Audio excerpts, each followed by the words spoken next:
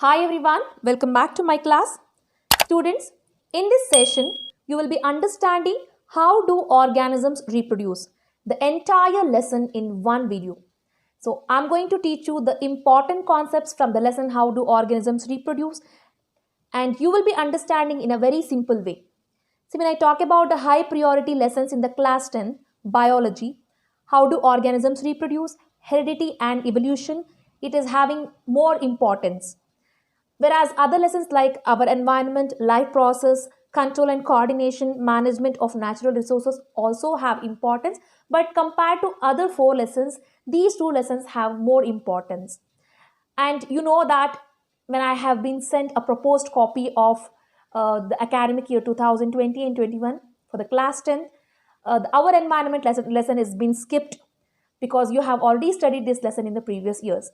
So now let's give more importance for the high priority lesson, that is how do organisms reproduce, and let us understand what are the topics to be covered in this lesson first. See, the topics which you have to learn from this lesson are asexual and sexual reproduction, asexual reproduction types, sexual reproduction in plants, and when we talk about the reproduction in animals, we will understand male reproductive part and its functions, female reproductive part and its functions. We will also understand the process of sexual reproduction in the humans, contraception methods, and the sexually transmitted diseases. Students, in the previous video, I have clearly explained you about what is sexual reproduction and what is asexual mode of reproduction. So in this session, we will quickly understand the difference between these two. So when I talk about the asexual reproduction, it is a mode of reproduction where only the single parent is involved to produce a new organism. Asexual mode of reproduction is a mode of reproduction where only the single parent is involved to produce the new organism. When I talk about a sexual mode, there is involvement of two parents. Clear? Second point, see, under asexual reproduction, no sex is involved as there is no differentiation of male and female gamete, so there is no sex is involved. So when I talk about a sexual mode of reproduction, fusion of male and female gametes, it gives rise to new organism. That means when a boy and a girl or a male or a female, when they fuse, when they mate together, a new organism is formed. So because of this reason, we say that there is sex. So sex is involved under sexual mode of reproduction. So next point comes, asexual reproduction is an easier and a faster mode of reproduction because it does not take a long process to reproduce new organisms. So when I talk about the sexual reproduction, it is a slower mode of reproduction. And you also know that asexual reproduction is a primitive mode. Before sexual reproduction came to existence, the asexual reproduction was already there, right? So why then sexual reproduction came to existence? I just explained you all these things in the previous videos, right? So now coming to the last point, asexual reproduction. Under asexual reproduction, no genetic variation. That means newly born organisms are completely identical to the parent. There is no changes which are seen in the offsprings or newly born organism. They are completely identical or same as their parents. But when I talk about the sexual reproduction, there is genetic variation because both the gametes are fusing. The gametes from the male, the gametes from the female, that is the sex cells, they fuse. When they fuse, what happens? Characters from the father, characters from the mother, they combine. As a result of this, what happened? Newly born organism will be having some changes. We call it as variations. So, genetic variations are seen under sexual reproduction. Clear? So next, let us talk about the types of asexual reproduction. So when I talk about the types, so these are some of the types. The first type is the fission. So fission is just dividing the nucleus. Okay, so under fission, you will be having the binary fission and multiple fission. Then the next mode, that is the next type of asexual reproduction, is budding, fragmentation, regeneration, spore formation, vegetative propagation. So vegetative propagation is often called as natural and artificial vegetative propagation. So these are the types of asexual reproduction where you have already studied these topics in the class 8. So In the proposed copy, these concepts are skipped, so I'm not going to explain these concepts once again. So we will give more importance to understand the sexual reproduction in this session. So when I talk about sexual reproduction, you all know that the sex cells are involved. We call the sex cells as gametes, correct? So the male gamete and the female gametes are not identical, because when I talk about the human beings, you know that the male gametes, that means the male sex cells present in the human male, we call it as a sperm.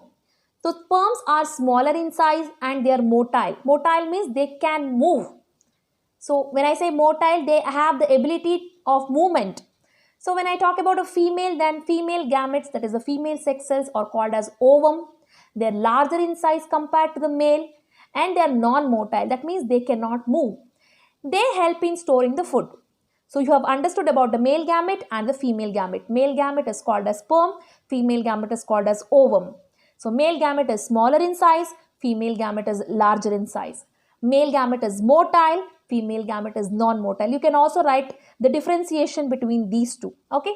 So the major function of the female gamete is to store the food, because during time of fertilization, for the development of an embryo, the food is important. So that will be taken care by the ovum. Clear? So when I talk about the sexual reproduction, you have understood these many points. Now the fusion of male and female gametes, it gives rise to a new organism. If a new organism has to be born under sexual mode of reproduction, there should be the fusion of male and female gamete. Fusion, that is the combining. When the male gamete combines with the female gamete, a new organism is born. So this is the basic introduction about the sexual reproduction. Now let us talk about the sexual reproduction in plants. Okay. See, when I talk about the sexual reproduction in plants, flower is the sexual reproductive organ in the plant. See, there are various parts in the plant. Not all the parts which are present in the plant will take a role in reproduction. The flower is considered as the sexual reproductive organ in the plant.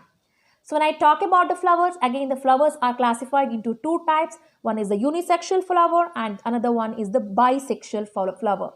So then what is meant by unisexual flower? So in the previous videos also I have conveyed you, unisexual means there is only one sex, that is either male or female. Okay, unisexual flowers are the flowers where only the male gamete or the female, that is the male reproductive organ or the female reproductive organ, is present. The examples for the unisexual flowers are the cucumber, papaya, watermelon, etc. So coming to the second type of flower, that is the bisexual flower. When I talk about bi, there are two reproductive organs which are present, that is both the male and the female. Both male and female reproductive organs are present in the bisexual flower. Example for this is hibiscus flower, rose and mustard. Clear? So when I talk about the flowers, there are two types, unisexual flower and the bisexual flower. Uni means there is either male or female reproductive organ is present. Bi means both male and female reproductive organ is present. Clear? So now let us understand the structure of flower, because if we have to understand how the fertilization is taking place in the flower, we have to understand the structure of the flower. So in the previous videos, you have clearly understood the different parts of the flower. So once again, I will recall the different parts of the flower. So when I talk about the different parts of the flower, you can start from the posterior region, because I always prefer to start from the posterior region. That is the pedicel. So pedicel is also called as stalk, correct? This region, pedicel, is also called as stalk. So this tube-like structure will actually holds the flower. This tube-like structure, it actually holds the flower. Coming to the next part, which is called as thalamus. Thalamus is also called as receptacle. The swollen part is called as thalamus or receptacle. So this holds the flower. The thalamus holds the flower. So moving to the next part, it is the petals. Petals is also having another name which is called as corolla. Petals is also called as corolla. The colored part of the flower which attracts the insects is called as corolla or the petals. Petals are the colored part of the flower. So moving to the next part, that is sepals. Sepals is also called as calyx. Sepals is also called as calyx. You can observe the sepals here. So this is the sepal and this part is green in color. The sepals, it will protect the flower when it is in the bud stage. I hope you all have remembered this when I told you in the previous sessions. Okay. So if you want, I will just give the links in the description box below. You can watch the video to know more detail about these concepts. Okay. So moving to the next part, it is the stamen. So stamen is often called as the male reproductive organ of the flower. Stamen is called as the male reproductive organ of the flower. It produces the male gamete called as the pollen grains. Here you can observe the stamen. It consists of two things. One is the anther and another is the filament. Anther is the region where it contains the pollen grains. The pollen grains are the male gametes. Clear? So moving to the next part, it is the female part of the flower, which is called as the pistil. Pistil is also called as the carpel. So it is the female reproductive organ of the flower. It produces the female gamete, which is called as ovum or also called as egg. Okay, so this pistil, it consists of the stigma, style, ovary. Stigma, style, ovary, together we call it as pistil, which is the female reproductive organ of the flower. It contains the ovum, which is also called as egg. Clear? So now let us understand the inner view of the male reproductive structure in the flower. So before that, once I would like to recall whatever I have told you now. So we have studied about the stalk, which is also called as pedicel. So this part which will actually holds the flower, correct? So moving to the thalamus, which is also called as receptacle. It is a swollen portion of the flower, correct? And the next one is the petals. Petals is also called as corolla. So it is actually the colored part of the flower which attracts the insects. And the next one we have studied was the sepals, which is also called as calyx. Green in color, it is green in color, it protects the flower. Stamen. Stamen is the male reproductive organ of the flower which produces the male gametes, which is called as pollen grains. And the last part is the pistil, which is also called as the carpel. So this is the female reproductive organ of the flower which produces a female gamete, which is called as ovum or egg. So now let us understand the inner view of the male reproductive structure in the flower. Okay, this is how the inner view of the male reproductive structure looks. So you can have a look of two different things. That is, the first one is the dorsal view and second one is the cross-sectional view of the male reproductive part which is present in the flower.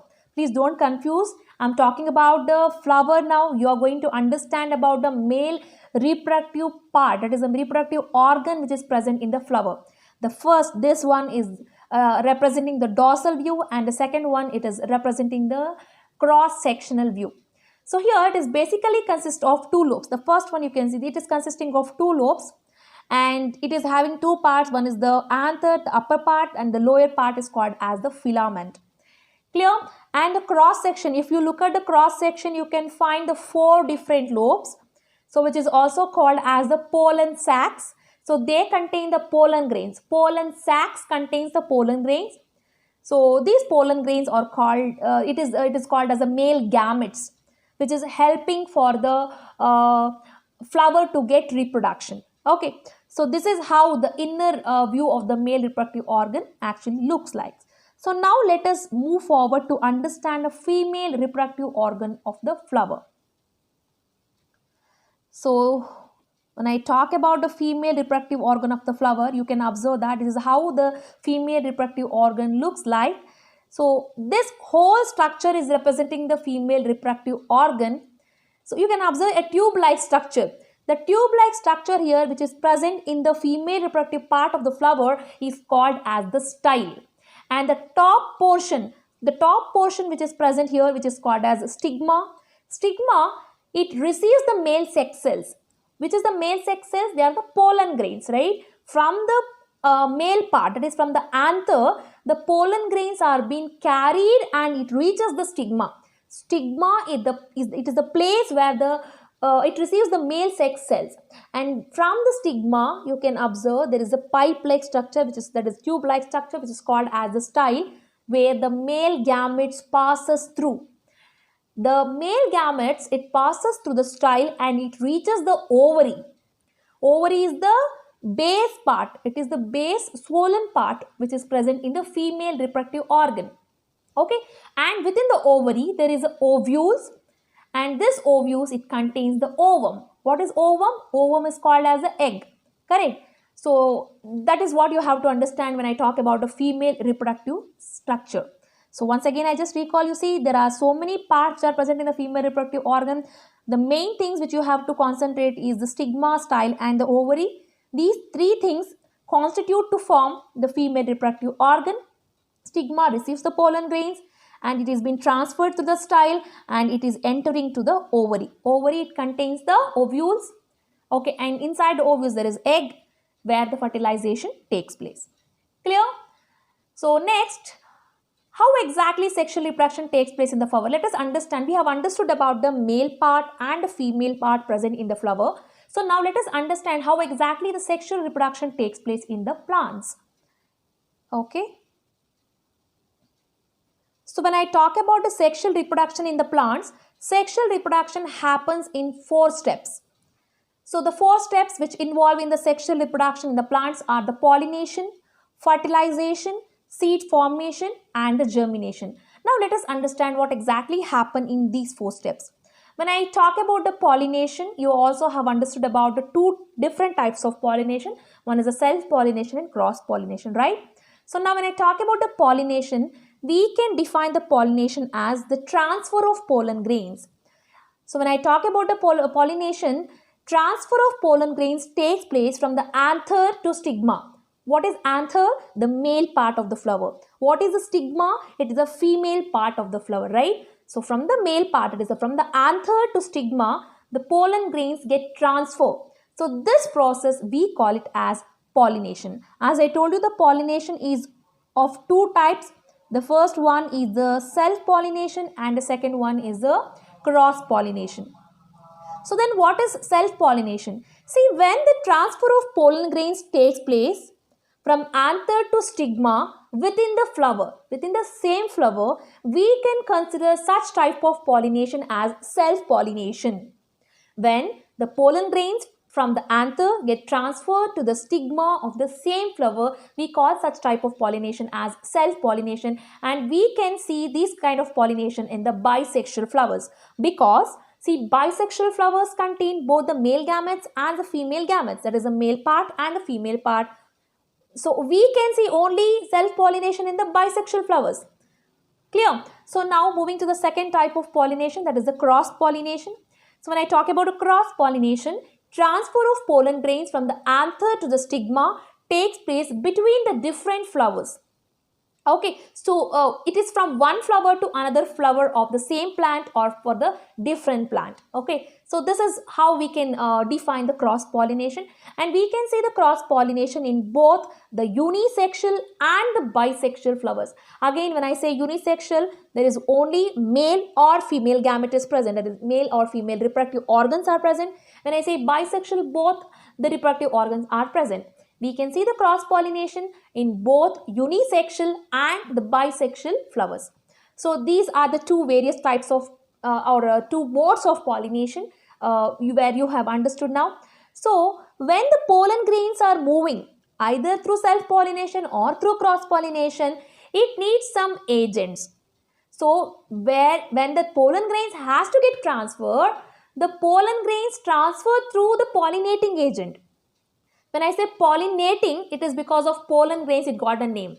So the pollinating agents, that means the agents which help in transfer of the pollen grains from the anther to stigma, that is from the male part to the female part. We call it as pollinating agents. So such pollinating agents are the insects, wind, water. Okay, so these, they help to carry the pollen grains from the anther to stigma. Clear? So that was the first step you have understood. I told you that there are 4 steps involved in the reproduction, sexual reproduction in the plants. The first step is the pollination, which you have understood now.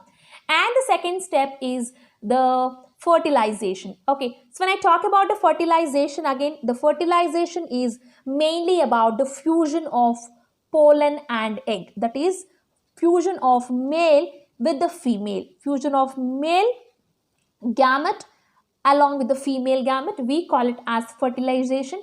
And when the fertilization is it has been taken place, as a result of the fertilization, zygote will be formed. You know what is zygote? Zygote is the single celled organism. It is a single celled organism. I repeat, fertilization is a process where the fusion of male and female gametes takes place. As a result of this fusion, the zygote is formed. Zygote is single-celled organism. It is the single-celled organism. Clear? So this is the second step. Once the fertilization is completed, the next step is the seed formation. So before moving to the next step, I would also like to tell you that the pollen grains contain two male gametes. See, when the pollen grains are transferred to the stigma, that pollen grain, it contains two male gametes.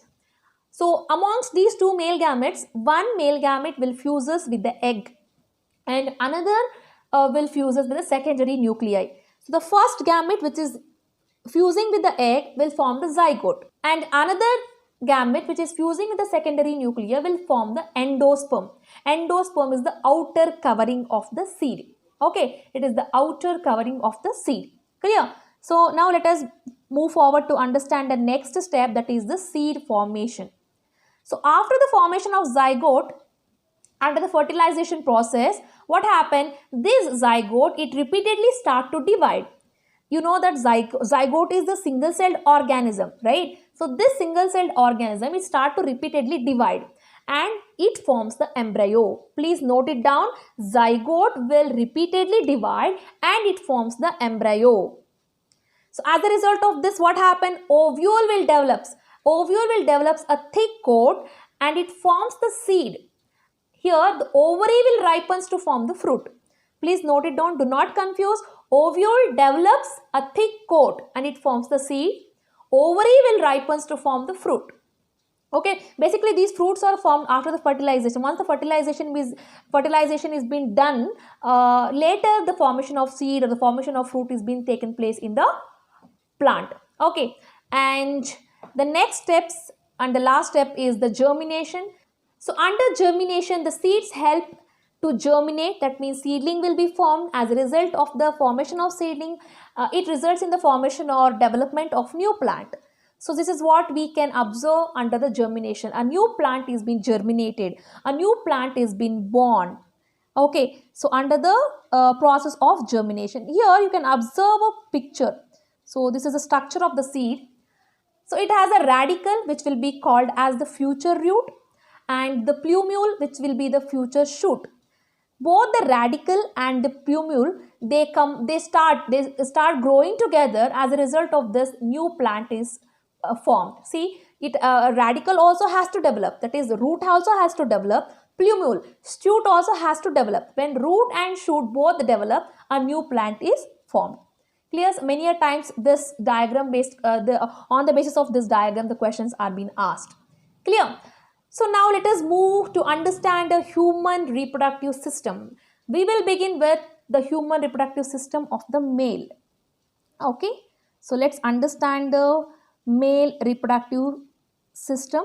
So before showing the points, I would like to explain you the structures which are present in the human reproductive, that is male reproductive system. See, some of the important structure which you have to understand in the male reproductive system are the testis. See, in the human male reproductive system, there is presence of two testes. We call it as a pair of testes. There is presence of two testicles. We call it as pair of testes. So this testis, it produces the sperms. What is the role of testis? It produces the sperms. They also produces the male hormone called as the testosterone. Testis, it produces the male hormone called as testosterone. Clear? So moving to the next part which you have to understand here is the scrotum. See, scrotum is a region where it protects the testis. I told you, see, you can observe the testicles here. So this is the side view of the human male reproductive part where you can observe only the one testis. Okay, so there are two testicles. So these testicles are being protected by the scrotum. Okay, so this scrotum is extended from the abdominal cavity. That means below the abdominal region, this scrotum is present. So what is the importance of the scrotum then? See, the scrotum, it maintains the temperature for the testis, because for the testis to produce the sperm, it needs less temperature. See, probably our body temperature is high. Okay, so compared to our body temperature, the temperature present in the scrotum is less. So scrotum maintains the lower temperature for the testis to produce the sperm. Are you getting my point? See, testis produces the sperm. Correct. So to produce the sperm, the scrotum is providing the less temperature. With a high temperature, sperms are being not produced. Okay. Sperms only need lower temperature. So that is being provided by the scrotum. That is the reason that the scrotum is out. That is, it is just extended below the abdominal cavity. So moving to the next part, which is called as epididymis. Epididymis is a tube-like structure. It actually helps to store the sperms, and it also helps in passing the sperms. So this region you can observe here, this epididymis. This epididymis, it is just attached. It is like a coil-like structure. It is just attached to this scrotum where the sperms are being produced. And these sperms are being collected. It is being stored in the epididymis, and this also act as a passage of sperms for the movement. It is for the outward movement. Okay. So moving to the next part, that is the vas deferens. Vas deferens is a tube-like structure. You can observe here. So this vas deferens is just present below the epididymis. It is emerging from the epididymis, and it is also opening to the ejaculatory duct. This duct is called as ejaculatory duct. So it opens to the ejaculatory duct. Clear? So the next the part is the penis. You can observe this part is called as penis. So penis is a region which contains the muscles. This is completely made up of muscles. So it is called as a muscular copulatory organ, which also helps in discharging the sperms. See, the sperms are sent through this penis. It is discharged through the penis. When it has been ejaculated, it has been sent out from the ejaculatory duct. So this is the ejaculatory duct, right? As I told you, from this ejaculatory duct, the sperms are sent out through the penis when ejaculated. Clear? So next part is the urethra.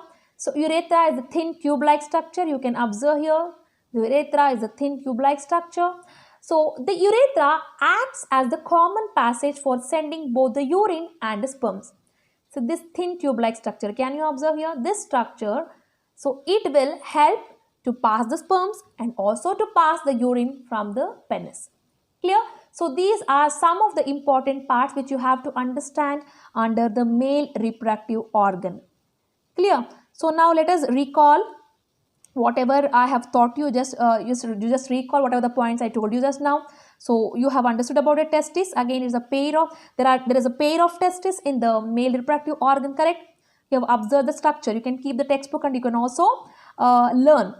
So it produces the sperms. It also produces the male hormone called as testosterone. Very important, I forgot to tell you. This male hormone, which is called as testosterone, will help you to develop the secondary sexual characters in the male. When when he attained the puberty, when he entered to the adolescent age, this hormone will get activated. So it will help in secondary sexual development, like development of the hair on the face, under the armpits, under the genital areas.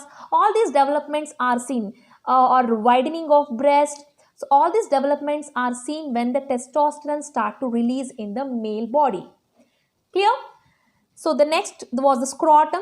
It protects the testis. I told you this. So it extends from the abdominal cavity and also maintains the lower temperature. Why? Because the sperms need the lower temperature. So then only the sperms are being produced from the testes. Okay, with the high temperature, the sperms are being not, it is not possible for the testis to produce the sperms. Clear? So the next part which I told you was the epididymis, which is a tube-like structure. It stores the sperms, also help in passing the sperms. Okay. So the next one was the vas deferens. It is a tube-like structure which is emerging from the lower part of the epididymis, and it is opening to the ejaculatory duct. See, please remember, when I am telling about these things, you have to keep your textbook to understand even better, so that by looking at the diagram, you will be able to clearly understand. So penis, when I told about the penis, it is a muscular copulatory organ which help in discharging, means sending the sperms out. Okay. Then urethra, it is a thin tube-like structure which acts as a common passage for sending both the urine as well as the sperms. Clear? So now you have understood about the different parts of the male reproductive organ. So there are some glands which are present in the male reproductive organ which helps in adding the nutrition and also helping the mobility of the sperms. See, when I told about the male gamete, do you remember that I told you that the sperms have mobility? That means the sperms move, correct? So when the sperms are moving from which region? From the scrotum, because the testis produces the sperms and epididymis stores the sperm. So from the epididymis, when the sperm has to move, while the sperm is moving, there are some nutrients which are being added to the sperm with the help of few glands. So those glands are here. So we will understand about the importance of the glands present in the human male reproductive organ. The first gland is the prostate gland, the second one is the seminal vesicle, and third one is the Cowper's gland. These are the three important glands, very important. See, what is the importance of prostate gland? Prostate gland secretes the milky fluid that helps in sperm's mobility. I told you that the sperms will move. So while the sperms are moving, to make the sperms to move easier, there is a secretion of milky fluid from the prostate gland. Clear? And the second one is the seminal vesicle. Seminal vesicle also produces the viscous fluid, which means the jelly-like structure, jelly-like thing. It produces a viscous fluid which helps in sperm's mobility in the female. See, if the sperm has to travel from the male body to the female body, so it is journey, right? So in this journey, the seminal vesicle is helping, it is adding the viscous like fluid. It makes the sperms to move so easily into the female reproductive organ. And coming to the third one is the Cowper's gland. So it secretes a mucus which help to lubricate the female passage. Lubricating means movement. Okay. So these are the three important glands which are present in the human male reproductive organ, which help in adding some nutrition and making the sperms to move easier from the male reproductive part to the female reproductive organ, or sometimes it discharges when it has been filled, it's just overflow. Okay, so these are some of the things which you have to understand when I talk about the human male reproductive system. So now let us move forward to understand the human female reproductive system. So this is how the human female reproductive system looks like. Now let us understand the different parts of the human female reproductive organ. Let's begin with the ovaries. If you observe this image, there is presence of two ovaries, one on the either side of the uterus. You can observe there is one ovary on the right hand side and another on the left hand side. So what is the role of ovary then? Ovary plays a very important role in the human female reproductive organ because it produces the female sex cells. If you observe this image, you can observe the ovaries. So these ovaries, they contain the eggs.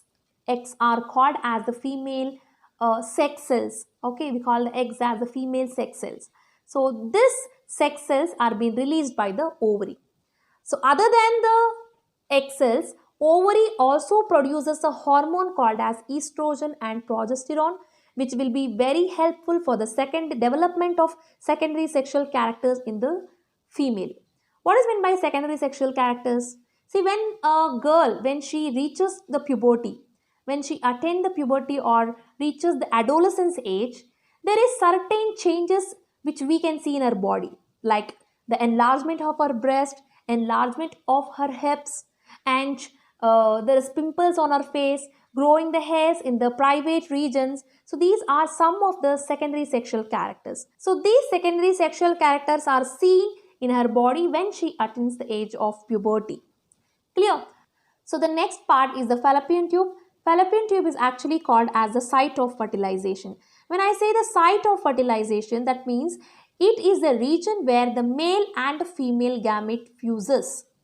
See, the ovary releases the egg, and this egg, it waits in this fallopian tube for some duration, that is over a certain period of time, and this waits for the sperm to meet. When the sperm and egg, when they meet, when they fuse, what happens? The fertilization takes place. So hence the fallopian tube is called as the site of fertilization. Clear? So moving to the next part, which is called as uterus. Uterus is a pear-shaped muscular organ. It helps in the development of the female, that is a fetus. Okay, that is a baby. If the baby has to develop in the mother's womb, so it develops in the uterus. Moving to the next part, it is the cervix. So cervix is a narrow part which is present just below the uterus, and the final part is called a vagina. Vagina is a tube-like structure. It allows the sperms to enter into the fallopian tube. Because see, if the sperm has to reach the fallopian tube, it needs some passage in the human female reproductive organ. That passage is the vagina. Clear? So these are some of the parts which you have to understand when I talk about the human female reproductive organ. So now let us quickly revise these points which we have understood about the human female reproductive organ. So firstly, we have understood about the pair of ovaries, correct?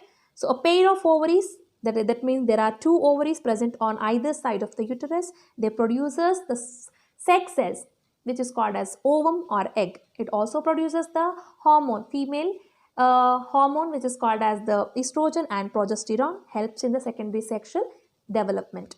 So the next which you have understood was the fallopian tube. They connects to the ovary with the uterus. It is called as a site of fertilization. Note this point.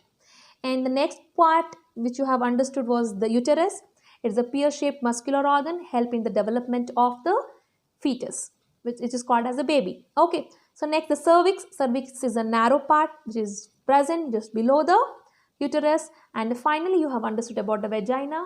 It is a tube-like structure which help in passing the sperms to the fallopian tube. Clear? So now the question is, how are the female sex cells produced? You all have understood how the sperms are being produced, right? So they are produced in the testis at the lower temperature.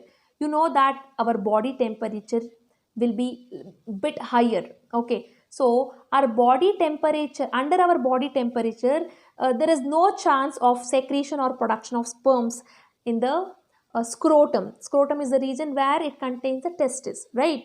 So for the production of the sperms, if the sperms has to be produced, then the scrotum need the lower temperature. So with that lower temperature, the sperms are produced. So now when I talk about the eggs which is also called as ovum, it is been produced in the ovary with the help of epithelium. What is meant by epithelium? When I say epithelium, it is the epithelium tissues. You all have understood about this epithelium tissue in the class 9th. Correct? So this epithelium tissues, it produces the eggs or ovum in the ovary.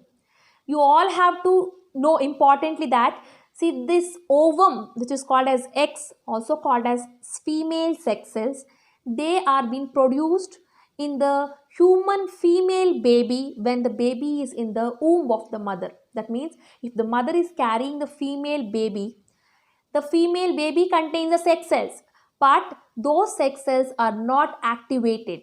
When this female baby, when she attains the age of puberty, that means around 11, 12, 13, up to 17 or 18 years.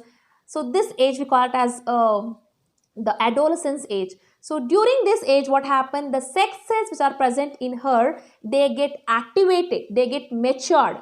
Okay. So when they get matured, what happened? She will we can see the development of secondary sexual characters in her body. Clear?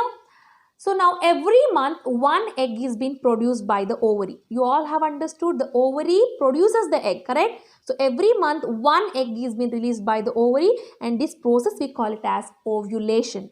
What do we call it as? We call it as ovulation. And you know that ovum which is released, that is the egg which is released, will wait in the fallopian tube for fertilization. What is meant by fertilization? You all know this, right? Fertilization is again the fusion of male and female gamete. So whatever the egg which is being released by the ovary, see, I'll just show you the picture and I'll explain you. So when the egg releases from the ovary, what happened? The egg will wait in the fallopian tube for a certain period of time for the fertilization to happen. That means it will wait for the sperm to come and meet. Okay. When it fertilizes, that means when it fuses with the sperm, what happened? It will result in the formation of zygote. What is meant by zygote? Zygote is the single-celled organism. Okay, zygote is the single-celled organism. Next, this zygote, it starts dividing repeatedly. That is, single cell start to divide repeatedly and it will form an embryo. The next step of the zygote is the embryo. Okay, and embryo, it get implanted. That means it gets settled It gets fixed in the uterus. Okay, why it get fixed? Because for further development, see, the zygote is a single celled organism. It will start to divide. So when it start to divide, it will become an embryo. This embryo, it get implanted in the uterus for its further development up to 9 months. Sometimes in special cases, the baby also get born for 7 months. Okay, so in most of the cases, the baby will develop in the uterus for 9 months. Clear? So this is how the fertilization process takes place. So now you all have to understand, now the development of baby is taking place in the uterus region. For the development of this embryo, the embryo needs some food or some nutrition. Who will help in supplying this? So it is been done with the help of placenta. Placenta plays a very important role. Actually, it is a link between the baby and mother. Placenta is a link. It is a link between the baby and the mother. So this placenta, it supplies the food, that is the nutrition and the blood to the embryo. Clear? Are you getting my point? See, zygote divides to form embryo. Embryo get implanted in the uterus. It gets fixed in the uterus for its further development. So if the baby has to develop, it needs food. If we have to develop, we need food, right? Like that, if the baby has to develop, the baby need food. So the baby get its food from the mother.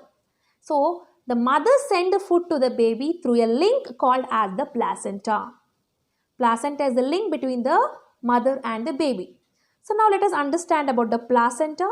See, placenta is a disc-like structure which is formed by the specialized tissues of the fetus and the uterine wall. The main function of the placenta is exchanging the nutrients from the mother to the fetus. How does it exchange? It sends these nutrients through the blood. The placenta, it sends the nutrition through the blood to the fetus. Okay, so by this what happened? The embryo, they get developed. It develop all its body parts. And whatever the things it has been entered to the body of the fetus, similarly, the fetus also releases some waste products. See, when we take the food, it get digest and we also release some waste products, right? Similarly, the embryo also releases the waste products. So the waste products are also being carried out by the same link, that is through the placenta. Clear? So importantly, you have to understand the placenta help in supplying the nutrition from the mother to fetus to the blood, and it also carries away the waste products from the fetus to mother's body, and from the mother's body again it is excreted out. Clear? So now you got a clear idea that when the egg is fertilized, what exactly happens. So now the next question is, what happens if the egg does not fertilize? You got clear idea that when fertilization happens, what will happen?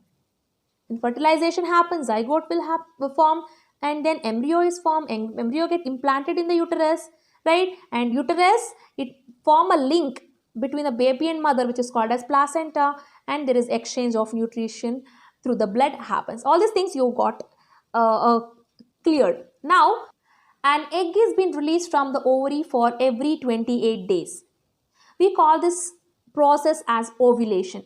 Sometime before I told you that during the process of ovulation, ovary releases the one egg, and this egg will be waiting in the fallopian tube, right? So after this ovulation, the egg, we call it as unfertilized egg. It will remain alive for 24 hours in the fallopian tube for the fertilization to happen. That means egg will wait for the sperm to meet. The unfertilized egg will wait for 24 hours to meet the sperm. So by this time what happened? The uterus, this region you can observe here, the uterus, it prepares itself to receive the fetus, because now the uterus is thinking that there will be a chance of fertilization, then I have to get prepared to hold that fetus. Okay, so for that sake, the uterus prepare itself to receive the fetus, and during this period, during the preparation of uterus, what happened? The inner lining, if you observe this region, you can clearly observe See this region, the inner region of the uterus, it start thickening. That means it starts to thick its area. So as a result of this, endometrium is formed. Endometrium is the thicker layer or thicker lining inside the uterus. You can observe the red color region. We call it as endometrium.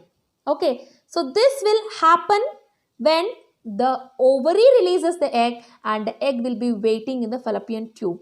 Okay, why? Because the egg is now waiting for the sperm to meet. So once it meets the sperm, what happen? It will form a zygote and then an embryo. So for that sake, the uterus will wait. It will get ready to receive the fetus. So at this time, what happened? The endometrium will be formed. Okay.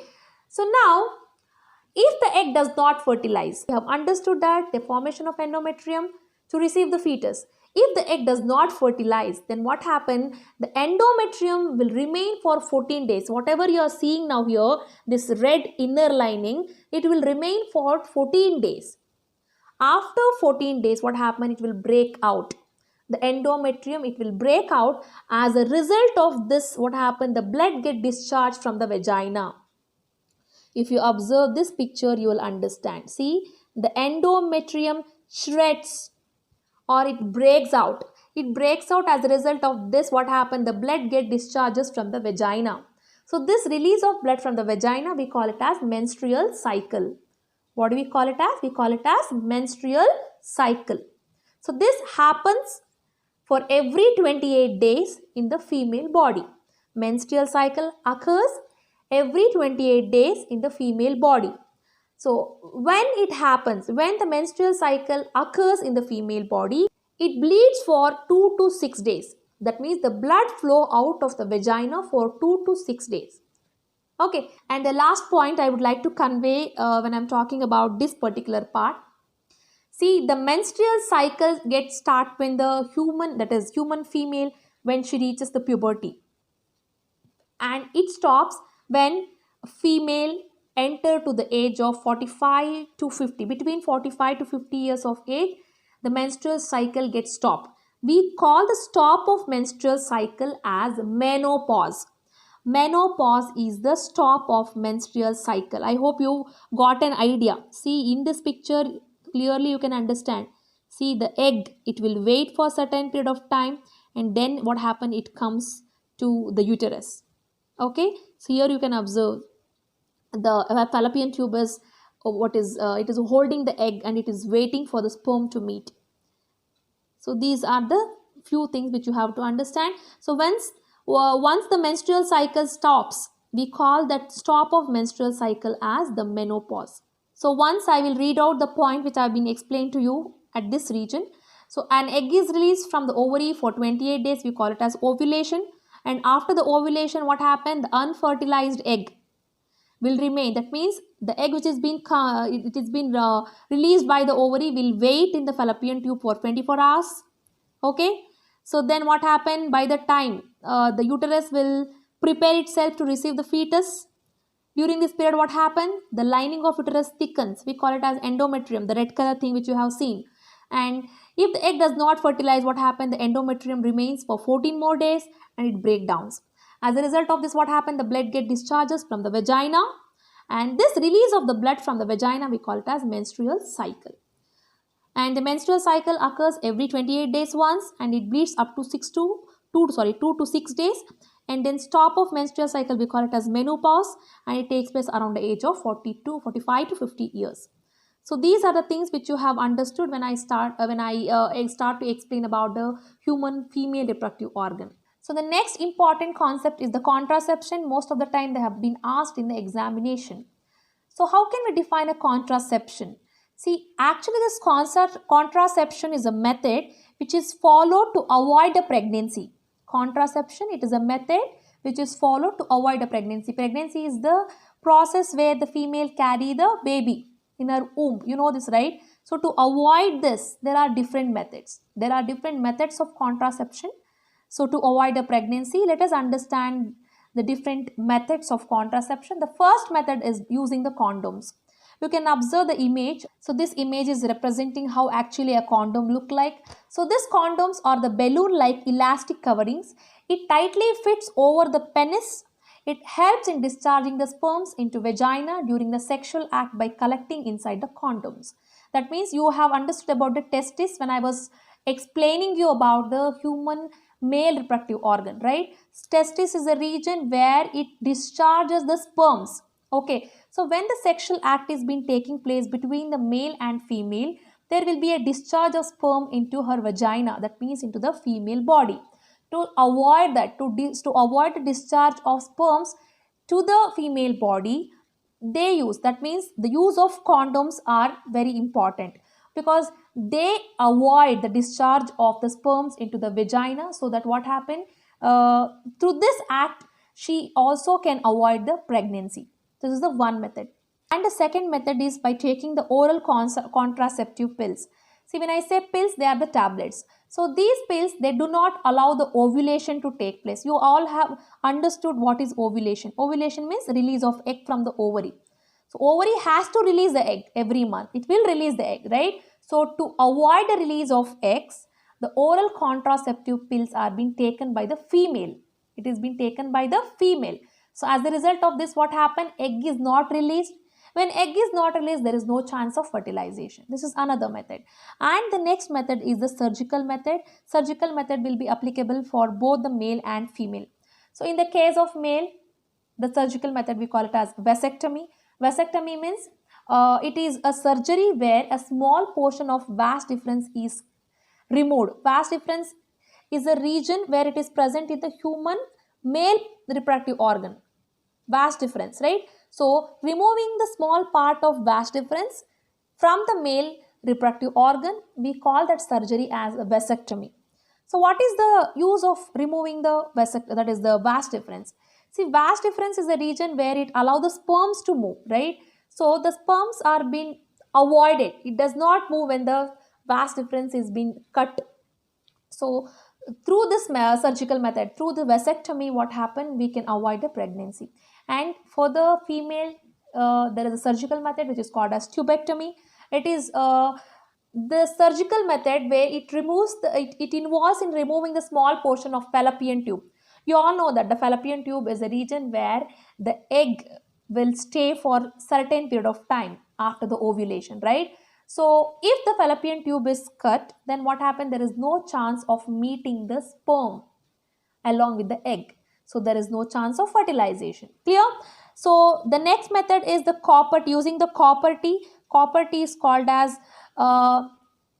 intrauterine contraceptive device, IUCD. We call it as IUCD, copper IUCD. We call it as IUCD, stands for intrauterine contraceptive devices.